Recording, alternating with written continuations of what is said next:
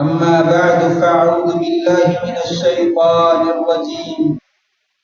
شهد الله أنه لا إله إلا هو والملائكة وأولو العلم قائما بالقسط لا إله إلا هو العزيز الحكيم.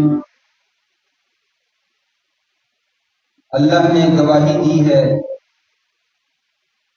کہ بلا شبہ اللہ کے سوا کوئی معبود برحق نہیں ہے، اور فرشتوں نے بھی گواہی دی ہے،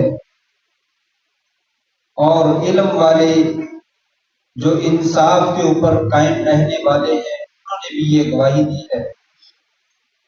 اللہ کے سوا کوئی معبود برحق نہیں ہے، وہ زبردست، غالب اور حکمت والا ہے۔ نہایت ہی عزت کے لائق سامعین محترم، بزرگوں، دوستوں، بھائیوں، معززات ماؤں، بہنوں اور بیٹیوں، دنیا کے اندر دو چیزیں ایسی ہیں جن کی طرف خاص رغبت جو ہے وہ کی جاتی ہے۔ ایک علم کی دولت ہے اور ایک مال کی دولت ہے۔ بہت سے لوگ علم کی دولت کی طرف راغب ہوتے ہیں اور اسے حاصل کرنے کی کوشش کرتے ہیں، اور اس سے کہیں زیادہ لوگ مال کی دولت کی طرف رغبت کرتے ہیں اور اسے حاصل کرنے کی کوشش کرتے ہیں۔ علم یقیناً ایک بہترین اور بہت ہی عظیم الشان دولت ہے۔ جو انسان علم کے ساتھ وابستہ ہو جاتا ہے اس کا نام روشن ہو جاتا ہے، اور لوگوں کی زبانوں پہ بھی اور تاریخ کے اوراق میں بھی اس کا نام جو ہے وہ ذکر کیا جاتا ہے۔ دنیا میں اسے بلند مقام اور عزت جو ہے وہ ملتی ہے،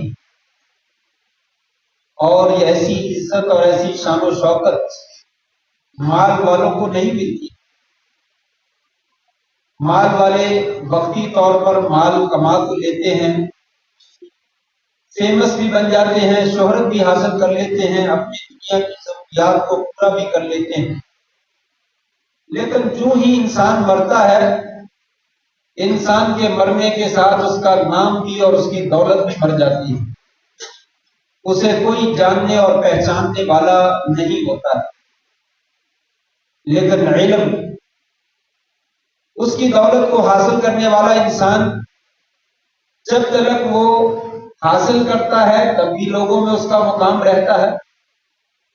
حاصل کرنے کے بعد پھر وہ لوگوں میں مشہور ہو جاتا ہے اور لوگوں کو تعلیم بھی دیتا ہے، اپنے شاگرد پیدا کرتا ہے، کتابیں بھی تحریر کرتا ہے۔ اس کے مرنے کے بعد جب تک اس کے تلامذہ اور اس کے طلبہ دنیا میں موجود رہتے ہیں اور اس کی کتابیں موجود رہتی ہیں، اس کا نام زندہ رہتا ہے، اس کا تذکرہ کیا جاتا ہے۔ اور یہ علم کوئی بھی ہو، دنیا کا ہو یا دین کا ہو، دونوں علموں کے ساتھ تقریباً اس طرح کا معاملہ کیا جاتا ہے۔ کسی نے طب پڑھ لی ہے، میڈیکل پڑھ لیا ہے، انجینئرنگ پڑھ لی ہے، لا پڑھ لیا ہے، اس کے بے شمار شاگرد پیدا ہو جاتے ہیں، اس کی بے شمار بکس لکھ دیتا ہے، تو وہ تلامذہ، وہ طلبہ اپنے استاد کا جو ہے وہ تذکرہ خیر کرتے ہیں کہ ہم نے یہ علم اپنے فلاں استاد سے پڑھا تھا، یہ فلاں استاد کی کتاب ہے، اس کا تذکرہ جو ہے وہ ہوتا رہتا ہے۔ قرآن مجید میں اللہ تبارک و تعالیٰ نے علم کی وجہ سے بہت سارے لوگوں کو فضیلت اور برتری عطا فرمائی ہے۔ ان میں سے 3 چیزوں کا بالخصوص جو ہے وہ تذکرہ کیا گیا۔ آدم علیہ السلام، ان کو پیدا کیا گیا تو اللہ تعالیٰ نے چند چیزوں کا ان کو علم دیا، اور پھر فرشتوں کو پیش کیا۔ فرشتوں ان چیزوں کے نام بتلاؤ۔ فرشتے کہنے لگے اللہ ہمیں تو نہیں معلوم، آپ نے جو سکھایا ہے اسی کا ہمیں علم ہے، جو چیز آپ نے نہیں سکھائی ہمیں تو اس کا کوئی علم نہیں۔ اللہ نے آدم علیہ السلام سے کہا تم نام بتلاؤ، انہوں نے وہ نام سیکھے ہوئے تھے، فوراً بتلا دیے۔ اس وقت کہا اللہ تعالیٰ نے اے فرشتوں، میں نے تمہیں کہا تھا کہ تم کہتے تھے تم دنیا میں ایسا انسان بنانا چاہتا ہے تو دنیا میں خون بہائے گا، میں وہ چیزیں جانتا ہوں جو تم نہیں جانتے۔ یعنی چیزوں کے نام کے علم کی بدولت اللہ تعالیٰ نے آدم علیہ السلام کو فرشتوں پر فوقیت عطا کی۔ وہ تو خود پرندہ ہے، سلیمان علیہ السلام کی حکومت ہے، بہت بڑے بادشاہ ہیں، بہت بڑے نبی ہیں، جنوں پہ حکومت کرتے ہیں، ہواؤں پہ حکومت کرتے ہیں، تمام جانوروں پہ حکومت کرتے ہیں، ہواؤں کو اڑا کر جو ہے وہ مہینوں کی مسافت کا سفر ایک لمحے میں طے کر دیتی ہے۔ بڑے بڑے بادشاہ ہیں، بڑے عظیم بادشاہ ہیں، محفل اور دربار لگا ہوا ہے، کہتے ہیں کیا معاملہ ہے، مالی الا الہدد ام کان من الغائب، کیا مسئلہ ہے، ہدہد نظر نہیں آ رہا، وہ غائب ہے، اگر وہ یہاں موجود نہیں ہے تو میں اس کو سخت ترین سزا دوں گا یا ذبح کر ڈالوں گا، یا میرے پاس کوئی واضح دلیل لے کر آئے تو وہ کیوں غائب۔ تھوڑی دیر کے بعد ہدہد آ گیا، اس پرندے نے آ کر کہا سلیمان علیہ السلام بادشاہ سلامت، آپ بڑے عظیم بادشاہ ہیں، لیکن میرے پاس ایک ایسی چیز کی خبر ہے جس کی خبر آپ کے پاس نہیں پہنچی، میرے پاس ایک ایسی بات کا علم ہے جس بات کا علم آپ کے پاس بھی نہیں۔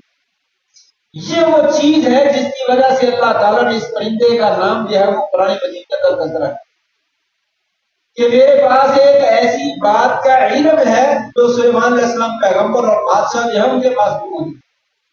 کہا وہ کیا بات؟ کہا یہاں پہ قریب ہی ایک قوم سبا رہتی ہے، ان کی ملکہ ہے، وہ بہت بڑی عورت بادشاہ ہے، اس کا بہت بڑا تاج اور بہت بڑا عرش ہے، لیکن وہ عجیب کام کرتے ہیں، سورج کی پوجا کرتے ہیں، سورج کی پرستش کرتے ہیں۔ پھر آگے سارا جو ہے وہ قصہ ذکر کیا۔ محل شاہد ذکر کرنے کا مقصد یہ ہے کہ ہدہد پرندہ اس کے پاس ایک بات کا جب علم آ جاتا ہے تو اس کو فوقیت حاصل ہو جاتی ہے۔ علم کی وجہ سے جانور بھی جو ہے وہ فوقیت حاصل کریں۔ شکاری جانور، شکرا ہے، چیتا ہے، باز ہے، شیر ہے، یہ تمام جانور جو ہے ان کے ذریعے سے شکار کیا جاتا ہے، اور اسی طرح کتا بھی جانور ہے جس کے ذریعے سے شکار کیا جاتا ہے۔ یہ سارے کے سارے درندے ہیں، نجس اور پلید جانور ہیں، خاص طور پہ کتا جو ہے۔ حدیث میں آتا ہے کہ جو آدمی بغیر ضرورت کے اپنے گھر میں کتا جو ہے وہ رکھتا ہے، عام پالتو کتا بھی ہوتا ہے، ورنہ اس کے نامہ اعمال سے روزانہ ایک ہی رات اجر کم کر دیا جاتا ہے۔ یعنی یہ کوئی اچھا جانور نہیں ہے، گھر میں رکھنے سے انسان کو گناہ ہوتا ہے، انسان کی نیکیاں ختم ہو جاتی ہیں۔ لیکن یہی جانور نجس بھی ہے، اگر عام نجاست اور پلید کی کسی برتن میں لگ جائے تو شریعت کہتی ہے پانی ڈالو، صابن ڈالو، ایک دفعہ دھو لو، پاک ہو جائے گا۔ لیکن اگر کسی برتن کے اندر کتے جیسا جانور جو ہے وہ منہ ڈال دے، شریعت کہتے اس میں دودھ ہے، شربت ہے، پانی ہے، اس کو گرا دو، اور اسے ایک دفعہ نہیں دھونا، اسے 7 دفعہ دھو، اور 8ویں دفعہ یا 7ویں دفعہ پٹی کے ساتھ دھو، مانجو اچھے طریقے سے، تاکہ اس کے اندر جو اس کے جراثیم گندے لگے وہ صاف ہو جائے، آپ کو نقصان نہ پہنچے۔ اس قدر نجاست والا اور کراہت والا جانور۔ لیکن یہی جانور اگر اس کو شکاری بنا دیا جائے، اس کو تعلیم دے دی جائے، اس کو علم سکھا دیا جائے، تو یہ جانور گھر میں رکھنا بھی جائز ہے، اور اس کو شکار کے طور بھیجا جائے، یہ مکمل جانور شکار کر کے پکڑ کر لے آئے مالک کے لیے تو مالک کے لیے اس کو کھانا بھی جائز۔ اگر بسم اللہ پڑھ کے اس نے بھیجا ہے اور کتے نے اس میں سے کچھ نہیں کھایا، پورا جانور شکار کر لیا اور پکڑ کر لا کر مالک کے سامنے رکھ دیا ہے، اگر وہ ہلاک بھی ہو گیا تو بسم اللہ پڑھنے سے وہ ذبح ہو گیا۔ اگر زندہ پکڑ لاتا ہے تو بسم اللہ پڑھے اور اس کو ذبح کر لے، اور انسان اس جانور کو کھا سکتا ہے۔ کیا مقصد؟ کہ کتے جیسا جانور گھر میں رکھنا جائز نہیں ہے۔ برتن میں منہ ڈال دے تو 7 مرتبہ مانچ کر مٹی سے دھونا لازم ہے تاکہ اس کی نجاست ظاہر ہو جائے۔